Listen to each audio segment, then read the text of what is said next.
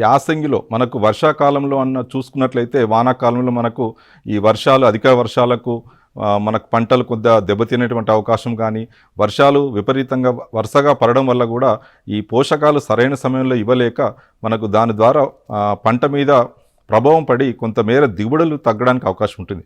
అలా కాకుండా అదే మనకు యాసంగి విషయానికి వచ్చినట్లయితే మనకి ఇక్కడ కొద్దిగా వాతావరణం అనేది అనుకూలంగా ఉండడానికి అవకాశం ఉంటుంది.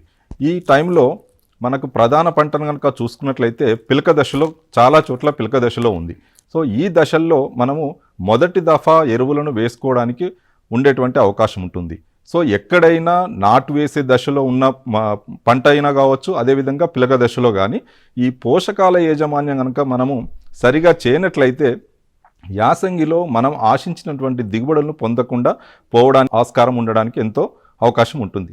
కనుక రైతాంగము ఈ పోషకాల యాజమాన్యం పైన సరైన అవగాహన కనుక పెంచుకున్నట్లయితే, సరైనటువంటి సమాచారం కనుక సేకరించుకున్నట్లయితే మనము ఈ యాసంగిలో కూడా దిగుబడులు పొందడానికి అవకాశం ఉంటుంది.